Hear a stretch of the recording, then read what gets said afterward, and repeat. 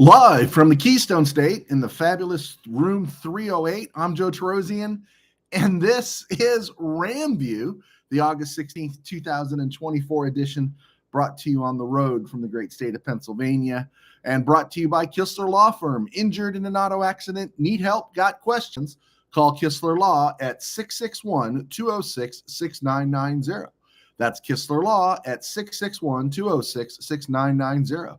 And check out KistlerLawFirm.com. That's one word, KistlerLawFirm.com. Kistler Law, they've been fighting for you since 92. And by Temple City Auto Repair. Having some auto issues? Get yourself some John and Henry at TempleCityAutoRepair.com. And of course, by Outsiders Christian Camps, a place where your life can change. So yeah, there's plenty of stuff to talk about. I don't think I've been on the air since, was it Monday?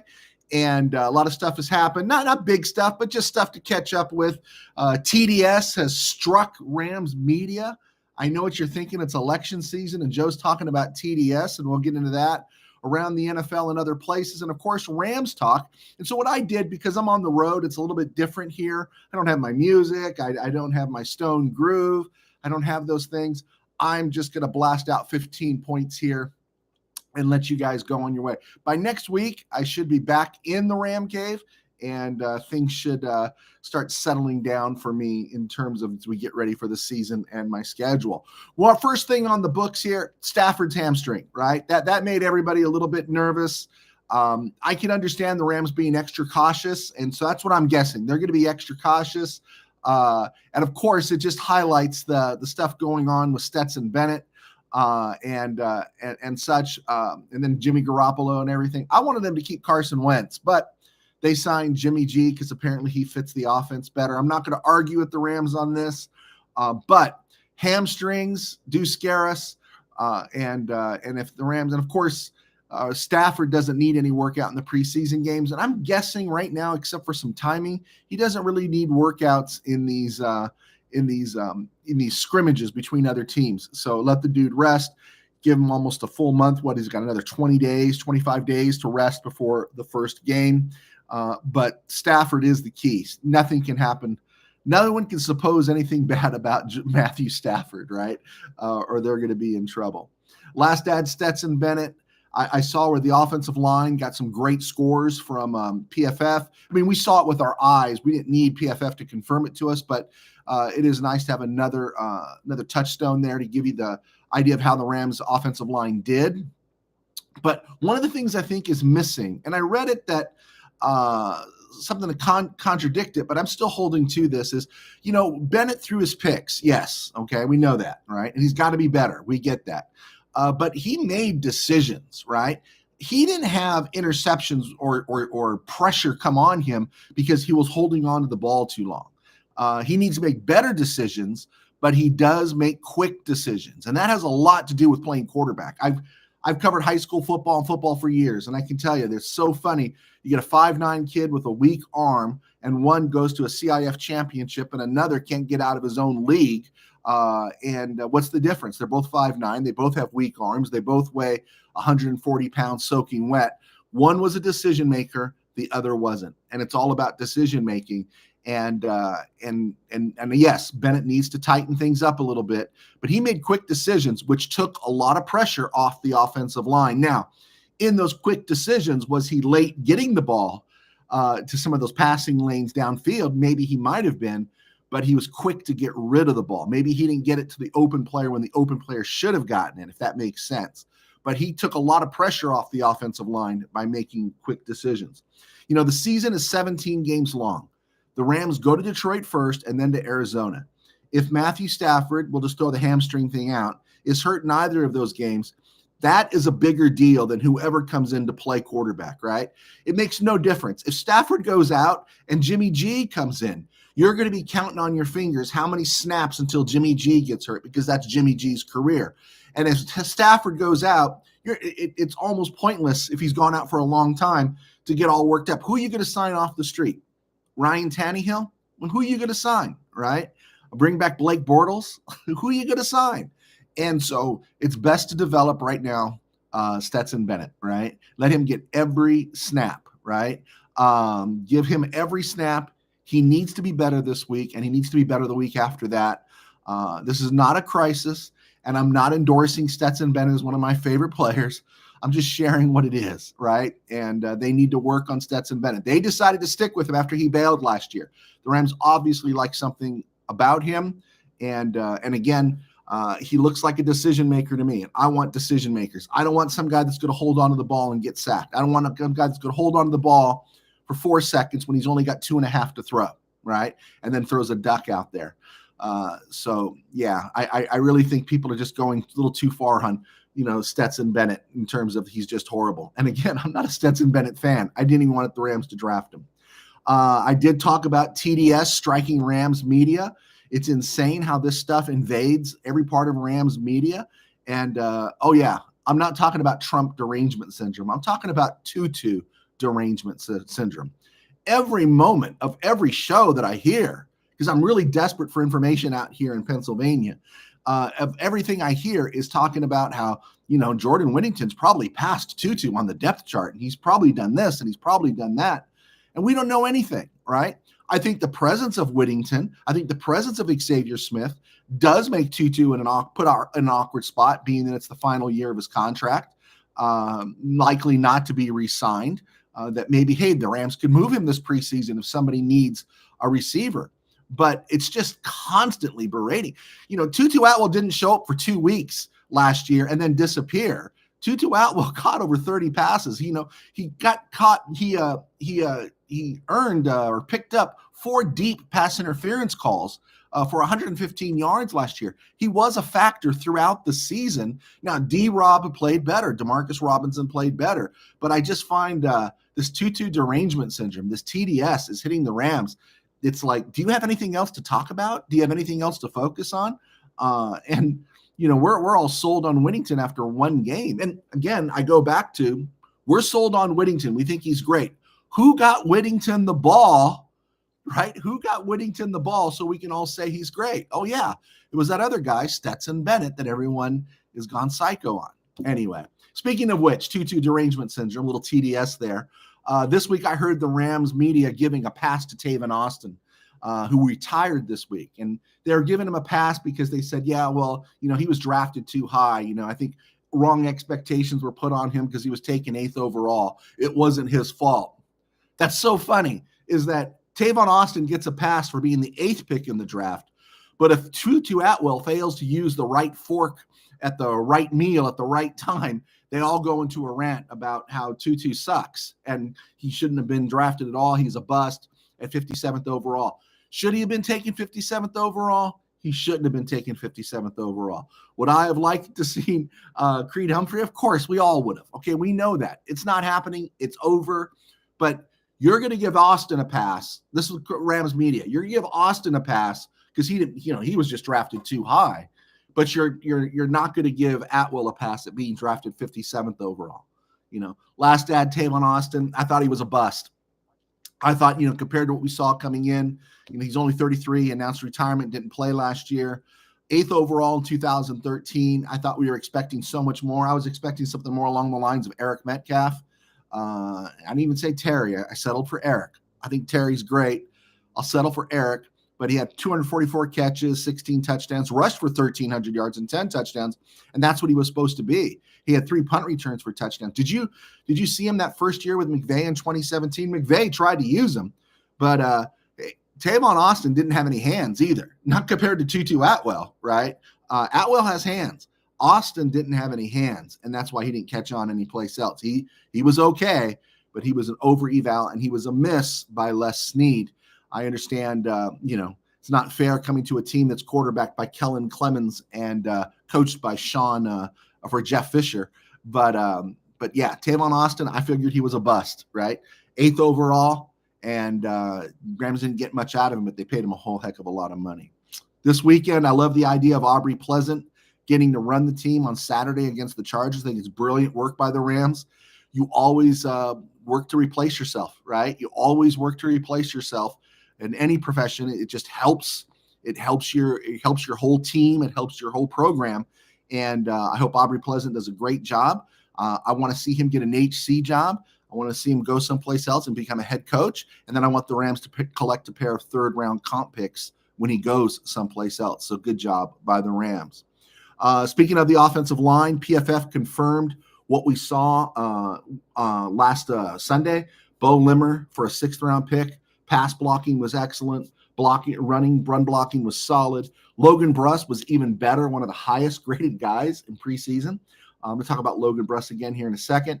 Zachary Thomas was exceptional as well. Warren McClendon graded solid. Our AJ Curry's numbers were okay, but he played all 71 snaps. And something to remember about Curry, he was a 7th-round pick, right? Out of Michigan State a couple years ago. So hopefully the Rams are starting to get some clicks out of him. Even Mike McAllister came in for the injured Bo Limmer, and he graded well with limited snaps at 27. Hey, guys, I see you, Willie Bowen. I have full confidence the LA Rams will dominate in the NFL. I have confidence, too. My only fear is the injuries, Willie. That's my only fear. DHP, hey, man, thanks for the follow. Hey, brother, remember I said it's time for Colin Kaepernick? Start looking for a job months ago.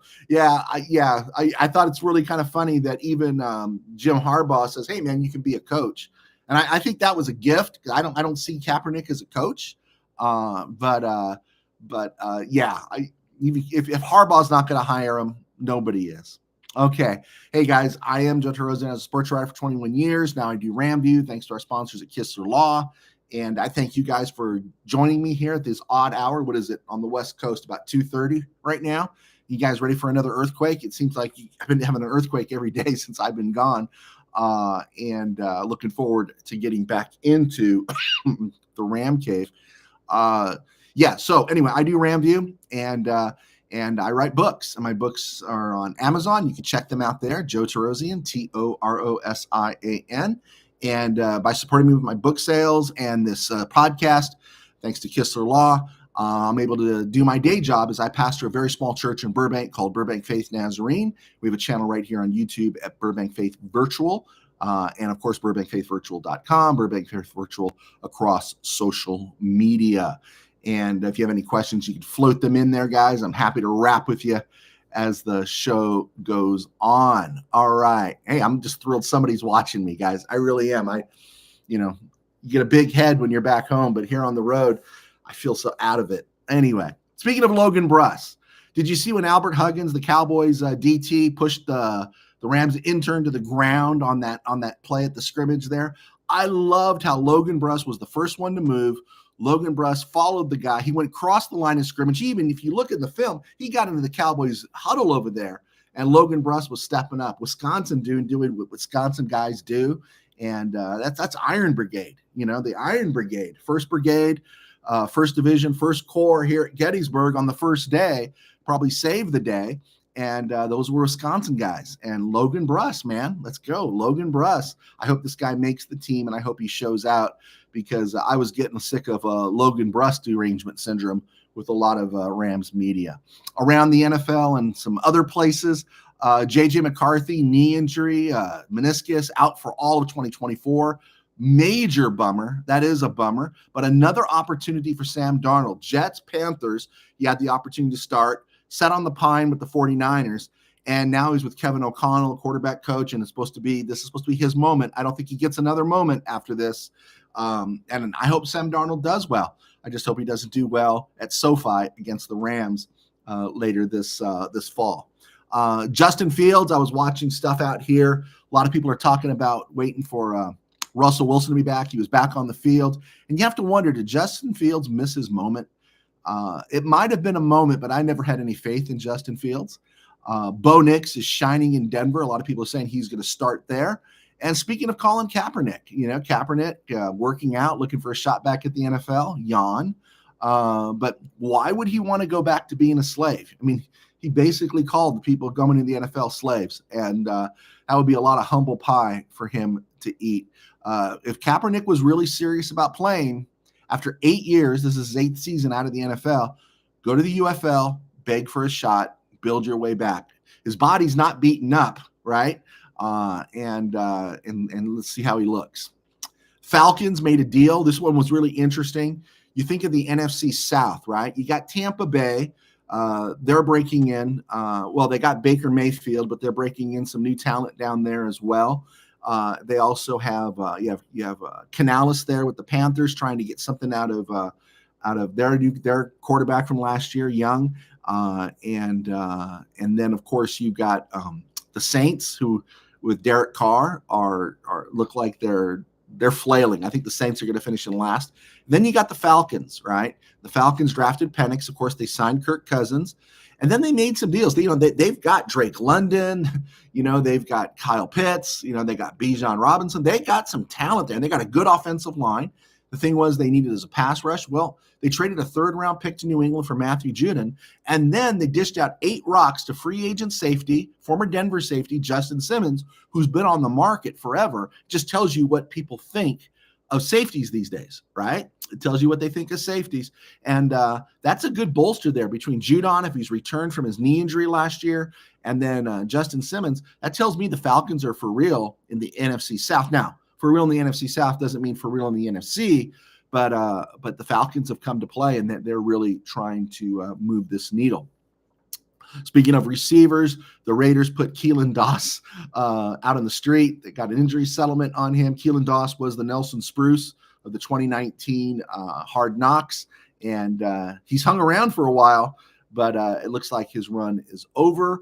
I did mention the Vikings released Jabril Cox. He was drafted by the Cowboys back in, I think it was 2021. I think, was it 2021? And I was honking for the Rams to draft him. And he didn't work out real well, and the Rams knew what they were doing, and I don't. 49ers and Steelers are still in discussion for Brandon Ayuk. You keep hearing stories the 49ers are about close to a deal with Ayuk, but nothing's happened yet. And of course, Trent Williams still isn't in town. And and then one of their guards, Aaron Banks, busted a finger. He'll be back for the season opener, but I'm really frustrated if I'm a 49er fan. Chase Claypool, remember Chase Claypool a few years ago? Looked like he was the next best thing there in Pittsburgh. Got shipped to Chicago for a second-round pick. I mean, just a heist there for the Steelers. Steeler fan Rob was thrilled about that. Claypool flames out in Chicago, has another shot here in Buffalo, and it looks like it's over as he's been put in the street. Speaking of tender hamstrings, Lions Jahmyr Gibbs is dealing with a tender hamstring. That's bad news. He has to run the ball, not like Matthew Stafford does. And Giants signed former UCLA and Chargers running back Joshua Kelly, who wasn't bad, but that tells you the market for running backs also in the NFL. Steve Ramirez, discovered you were on by accident. Yeah, man, I'm out here in Pennsylvania. I got to get on when I can get on. I'm sharing a room with my brother, so I throw my brother out so I can go on without him sitting in the background. Manny Correa, what's happening? Steve Ramirez, the Bobby Bryant curse continues for the Vikings. You really think that's a curse? I saw you posted that the other day. Yeah, Bridgewater and Cousins and all these guys going out. Yeah, I don't know. I don't hate the Vikings with the same passion I hated them in the 70s because they moved indoors, right? But they have to be bummed. They really have to be bummed because from the last I saw this last weekend or the previous, JJ was actually looking like he was getting a grasp on things. That's a real bummer. Rams release kicker Tanner Brown gives us a clue how they feel about Joshua Carty, right? That's good news, right? That the Rams feel so good about Joshua Carty, they put Tanner Brown in the street. Rams signed defensive tackle Carlos Watkins, 30-year-old, a fourth-round pick in 2017. I don't know who else has talked about this, but Watkins is out of Clemson, which that's good. That's good lineage there. That's good pedigree. But I'm wondering, and I haven't heard this. I know I heard about Deshaun Johnson being injured, but I was also thinking, and I'm really curious to see Saturday's game. I'm wondering if this happened because Tyler Davis won't be playing for the rest of preseason. I thought Tyler Davis played so well that if you're not going to play Jordan Whittington very many snaps, I don't think you should play Tyler Davis. I really liked what I saw in Tyler Davis, and I was just wondering if Watkins is a guy to eat up some snaps if Davis doesn't play, as well as Deshaun Johnson being hurt. Okay, as we continue to rumble through, we're at the 20-minute mark. On August 16th, 2024, we are celebrating Buford McGee's 64th birthday. McGee was drafted in the 11th round, 286, 1984, 286th player taken in the 1984 draft by the Chargers out of Ole Miss. After 3 seasons in San Diego, he was traded to the Rams and played in Anaheim from 1987 through 1991. He served 3 years as a starter at fullback, H-back, basically taking Mike Guman's role. He caught 127 passes, including a career high 47 in 1990. Big Buford McGee fan here. I was sorry it ended so bad for the Rams in 90 and 91. I really felt he was underutilized in those days because, we felt we were close after 89. Anyway, August 16th, 1978. This one was a hard one to do, hard one to deal with. The Rams traded Harold Jackson to the New England Patriots for a 3rd and 4th round pick. Both became inconsequential. Jackson was initially drafted by the Rams out of Jackson State, 12th round, 323 overall in 1968. In 69, with John Zook, the future Atlanta Falcon defensive end who had a really good career, he was sent to the Eagles for Izzy Lang. Lang did nothing for the Rams. Zook went on to the Falcons to have a couple of Pro Bowl appearances and had a nice career. And Jackson, of course, became an All-Pro. And then returning to the Rams in 73, Jackson became a great home run complement for the Rams running game under Chuck Knox. And then he had several good seasons in New England. And then he made a brief stop in Minnesota in 82 before ending up with Knox again in Seattle in 83 and closing his career in an AFC title loss to the Los Angeles Raiders. My whole thing with Jackson is he'd have been in the Hall of Fame if the Rams had picked off a couple of Super Bowl appearances, right? He was in conference finals games in 74, 75, 76, 83. He wins 2 of those, right? He's in the Super Bowl. I think he'd already be in Canton. He caught 579 passes, 200 with the Rams. He scored 76 touchdowns, 36 with the Rams. What he had 5 years here, 73 through 77. Great career, and of course, he is very well remembered, and we think he should be a Hall of Fame guy. And then lastly, before we jump out of here and look at some of you folks that are on there online, if you got any questions for me, I got news today that there's been some movement on Don Klosterman. If you've been following me for a little while, I've been amping that Don Klosterman needs a Hall of Fame consideration here, that he should be in the Hall of Fame as a GM. And there's been movement. A couple of his family members, we connected with some of them, and there's been some movement. And I know the Chiefs, because this guy had a little bit of a run with the Chiefs. He had a run with the Colts. He had a run with the Oilers, and he was successful every place he went as well. All that before coming to the Rams. And some of the Chief organization is going to write a letter recommending him for the Hall of Fame. So I'm a big Don Klosterman fan, so we hope that can happen. All right. We got anybody else here? Let's see. Micah Gutierrez, thank you for joining us. Our line depth might be one of the best kept secrets in the NFL this year. I agree. We're not running Bobby Brown. Bobby Brown's in his contract year, but you got Tyler Davis doing his thing. You got Kobe Turner. You got the conductor. Deshaun Johnson, Andrew Siciliano might not like calling him Mr. Irrelevant, but even as Mr. Irrelevant, Rams got some clicks out of him last year, and I think they're going to get more clicks out of him this year. And then, of course, this whole Tyler Davis thing, I do. I think there's some nice depth there. And then Murchison, I'm not sure. Did what Murchison's injury was? I heard he was banged up. I do not know what it is. But, yeah, I think the Rams, Micah, I think you're right, spot on. I think the Rams' depth does look good this year. And also I think Ernest Jones is going to be fine, but we saw Christian Roseboom play above his head last year. And then did you see Jake Hummel last week? It wasn't, we know they're playing against the Cowboys, second and third string and soon to be unemployed people. But Hummel was moving around pretty good out there in the passing game. And then Omar Spates, right? Omar Spates, makes you wonder, even though he didn't play, you wonder what Troy Reader's role on this team. I don't think you can keep Christian Roseboom, Jake Hummel, and Troy Reader. I just don't think you keep all 3 of those guys. I think you'll have to make a move there. And then, of course, the secondary. And I saw on Rams Wire, I didn't read the story, but I have seen some other stuff there, is that McVay's in love with Tre'Davious White and the kind of person he is and what he brings to the roster and everything. And so that's really good. Have no updates on Darius Williams. Anxious to see how some of this other stuff plays out. Cam Kitchens, I do like Cam Kitchens. I'm glad John Johnson's on the team right now. But the defense, right? I think I found this in a shop in Gettysburg. Believe it or not, yeah, I found this in a shop in Gettysburg. Pretty amazing. I get more information here about the Ravens than I do about the Eagles here in this part of Pennsylvania. It seems kind of strange.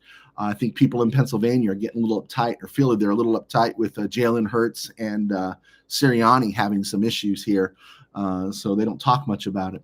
Steve Ramirez, if only Jackson turned right instead of left. Dude, he was weaving back and forth in that 74 title game. Remember, he looked like he was playing on the schoolyard in the Sandlot, making all those moves. The dude ran out of gas, right?